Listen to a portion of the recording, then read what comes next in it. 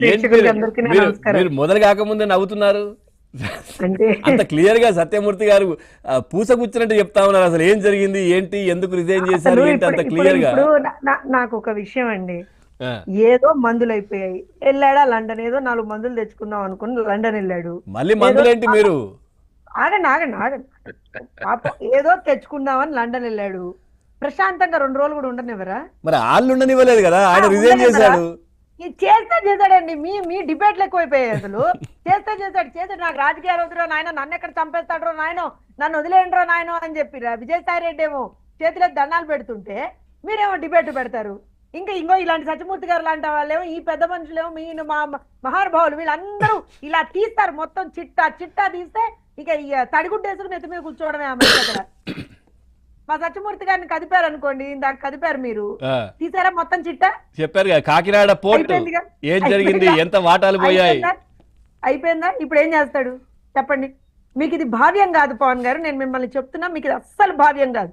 ఒక మనిషి బాధలో ఉంటే మీరు ఇలాగా ఆ మనిషిని ఇంకా ఇబ్బంది పెట్టడం, భయంలో బాధలో ఇమిడిపోయి భయభ్రాంతులకు గురయ్యి రాజకీయాల నుంచే తప్పుకుంటున్నా అనేటువంటి ఒక స్టేట్మెంట్ పాస్ చేసిన తర్వాత మీరు ఈ రకంగా డిస్కషన్స్ పెట్టి అతని లోటుపాట్లన్నిటిని ఇంకా బహిర్గతం చేసి, ఎక్కడెక్కడైతే లూప్ హోల్స్ ఉన్నాయో, ఎక్కడెక్కడైతే అతను తప్పులు చేశాడో, చేయించారో అతని చేత, అవన్నీ బయట పెట్టిస్తే ఏంటండి?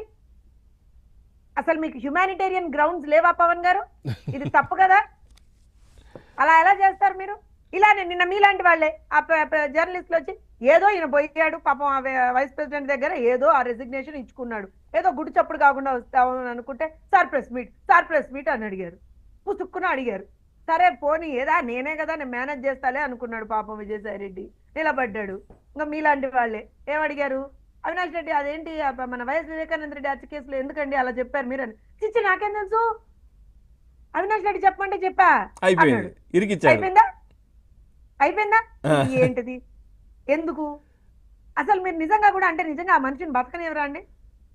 అండ్ ఇక్కడ ఇంకో విషయం, వెళ్ళాడు లండన్ వెళ్ళాడు, నేను రాను వాపస్, నువ్వు కూడా నీ బ్యాగ్ సర్దేసుకో అన్నట్టున్నాడు.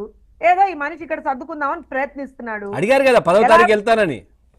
ఎక్కడికి వెళ్తారు? పర్మిషన్ అడిగారు సిబిఐ ప్రత్యేక కోర్టుని. Thank you. నేనేదో అది కూడా చెప్పొద్దని అనుకున్నా, మీరు చెప్పారు. నేను చెప్పా కదా, మీలాంటి వారు ఒక్కరు చాలండి, మీలాంటి వాళ్ళు ఒక్కరు చాలు. విజయసాయి రెడ్డి అనేటువంటి వాడు ఒక్క కేసులోంచి కూడా బయటపడకుండా ఉండడంలో, చూసుకోవడంలో పవన్ గారు లాంటి వాళ్ళు ఒక్కరు చాలు. అయినా నాకు తెలియక అడుగుతా అండి, నార్వే ఫ్యాన్స్ వెళ్తున్నాడు మేడం, వెళ్తానని అనుకుంటున్నాడు, కోర్టు పర్మిషన్ ఇస్తే నార్వేకి వెళ్తాడట. సార్ మీరు సత్యమూర్తి గారు సార్ ఇప్పుడు ఎక్కడెక్కడో ఏవో డబ్బులు దాచిపెట్టుకున్నారు సార్, రాజకీయాల నుంచి బయటకు వచ్చానన్నాడు. ఏవో డబ్బులన్నీ సమీకృతం చేసుకోకూడదా? తప్పేస్తారా చంటబిడ్డల్ని మీరు? అసలే చిన్నవాడు, అమాయకుడు, సాయన్న చాలా మంచివాడు, ఏం తెలియని